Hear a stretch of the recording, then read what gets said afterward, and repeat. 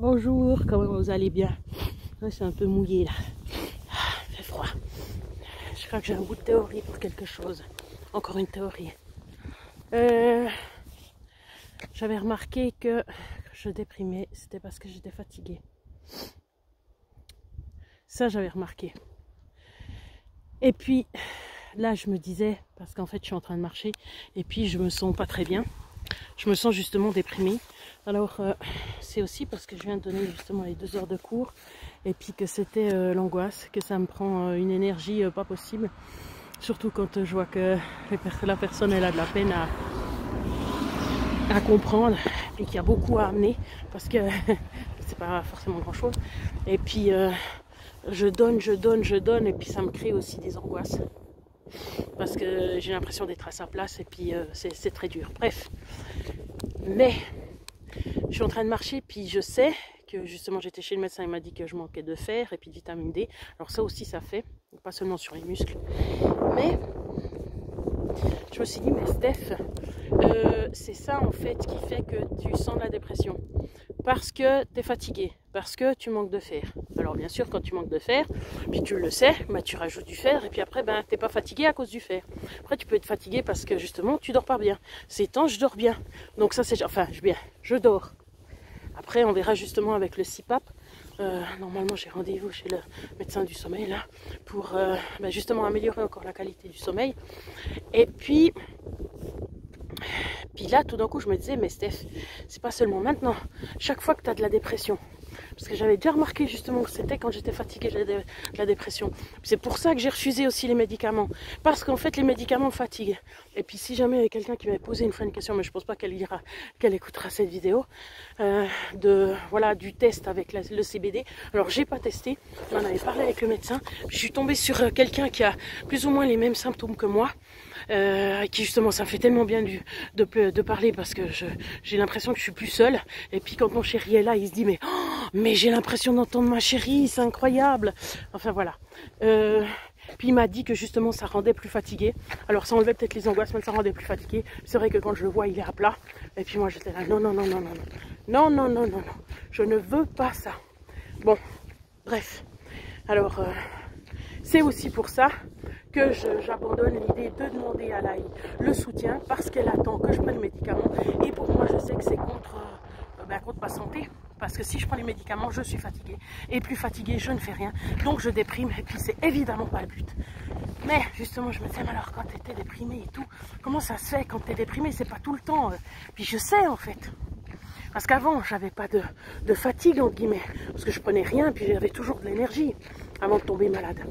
En fait, c'est parce que je suis hypersensible. Je pense, bien sûr, ça vient de 1000 choses, mais l'hypersensibilité, elle a tout niveau. C'est-à-dire que quand tu as des stimuli de tout, même de quelques stimuli, ça fatigue. Plus que ceux qui les auraient pas. C'est pour faire une comparaison avec les autres. Mais si on prend que moi, eh ben, je veux dire, quand il y a la musique trop forte, ça me fatigue. Quand je parle avec quelqu'un, de réfléchir pour lui, ça me fatigue. Quand il y a ça, etc. Puis c'est tout ça. Ou par exemple, quelqu'un qui me parle de quelque chose de triste, ou bien que je vais porter quelque chose de quelqu'un d'autre. Ça, c'est pas forcément de l'hypersensibilité, quoique si. C'est un gros empathisme. Non, ça se dit pas comme ça. L'empathie, une grosse empathie, eh ben, si c'est tout ça qui fait justement, et avant que j'arrivais pas encore à dire non, ce que j'ai déjà dit à d'autres personnes, c'est évident, toutes ces femmes qui n'arrivent pas à dire non, on est terrible, on est terrible. Bon, il n'y a pas que les femmes, hein. Mais donc du coup, en fait, c'est ça qui me donnait de la dépression, que j'ai de la dépression depuis jeune, parce que comme je suis très sensible, je pleure pour pas grand chose, beaucoup de choses m'émeuvent, etc. Et ben tout ça fatigue. Et en fait cette fatigue, ben, tout ce que j'ai fait aussi à contre-cœur, je sais ça, je sais. Je sais que j'ai accepté plein de choses, ou que je me rendais pas compte, ou que je me disais il fallait, comme ben voilà, comme la vieille génération qui dit oh mais c'est dommage, il faudrait que non, il faut plus là, c'est fini, on arrête, on coupe les robinets. Il y a pas, je fais pas, je veux pas, je fais pas, je peux pas, je fais pas, c'est tout, point marre, on réfléchit pas plus loin. Donc bref, alors en fait c'est ça. je viens de faire aussi une grande découverte, parce qu'en fait tout est, je sais pas si je vous avais dit une fois, mais tout est logique, tout est induit une chose en induit une autre. Et puis si tu veux trouver les origines, puis si tu veux pouvoir agir justement ce qui va pas, il faut aller jusqu'aux origines, que ça soit l'enfance, que ça soit autre chose, c'est égal, à l'origine du problème. Puis en fait là je crois que j'ai trouvé. Alors une fois qu'après tu sais ça, justement que c'est l'hypersensibilité, qu'est-ce que t'en fais? Alors le problème du dire non, ça j'avais déjà plus ou moins réglé.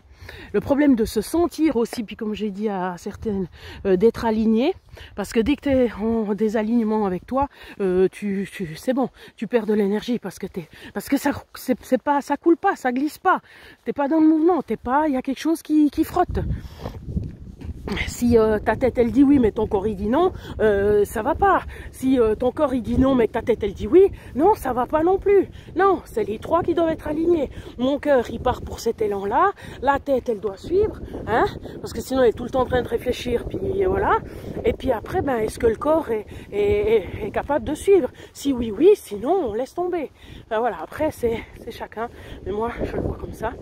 Et puis donc le nom j'avais réglé, mais par contre l'hypersensibilité pour certaines choses, oui, c'est comme j'ai dit, quand tu fais de la méditation, puis que tu t'élèves du corps, qui est la source principale des stimuli, parce que c'est tes oreilles qui t'envoient le son, c'est tes yeux qui t'envoient les images, c'est ton corps qui t'envoie les sensations. Si tu es dans un bus qui te secoue puis qui te rend malade, c'est quand même ton corps qui te rend ça. Alors que si tu fais la méditation, ou la respiration, ou les deux, etc., et puis que tu t'élèves de ça, que tu te détaches un peu du corps, tu fais pas de la lévitation évidemment, là, justement, tu souffres moins, tu es moins à la merci de ton corps. Après le cœur c'est autre chose, voilà, parce que l'empathie, quand tu es avec des gens et puis que tu ressens des choses et tout, ça s'apprend après, hein, c'est clair. Et puis c'est aussi à accepter de lâcher, parce que quand tu es avec quelqu'un puis tu veux résoudre ses problèmes, c'est aussi une image de toi que tu as envie de toi, c'est-à-dire que tu as envie d'être là gentil, ça te fait du bien de donner, mais il faut savoir mettre les limites. Voilà, il faut se protéger, il faut se connaître. Si toi tu peux donner qu'un alors que les autres ils peuvent donner 10, ma foi tu donnes qu'un, même si tu voulais donner 10. Non, c'est pas possible de donner 10, sinon tu es toujours dans le rouge. Et c'est qui doit survivre? C'est toi. Donc voilà. Donc en fait j'ai fait plus ou moins le tour. Parce que comme j'ai dit, on prend chaque problème, chaque bout qu'on a trouvé, tac, on le met dans un coin du ring et puis on lui fait la peau. Et puis après, c'est en additionnant toutes ces choses qui posaient problème qu'après, entre guillemets, il y a beaucoup moins de problèmes, quoi. C'est censé rouler mieux. Donc en fait, voilà, tout d'un coup, c'est un peu l'illumination.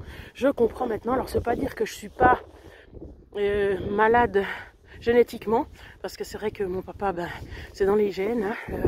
Il était déjà là pour dépression, entre autres. Et puis ma mère pour angoisse, mais elle n'était pas là. Et voilà quoi.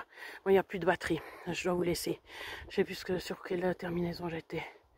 Oui, que même si c'est maladif, on peut s'arranger avec. Voilà, c'est ça. C'est l'histoire. Ça va être la future histoire de ma vie. Bon, je vous laisse. À bientôt.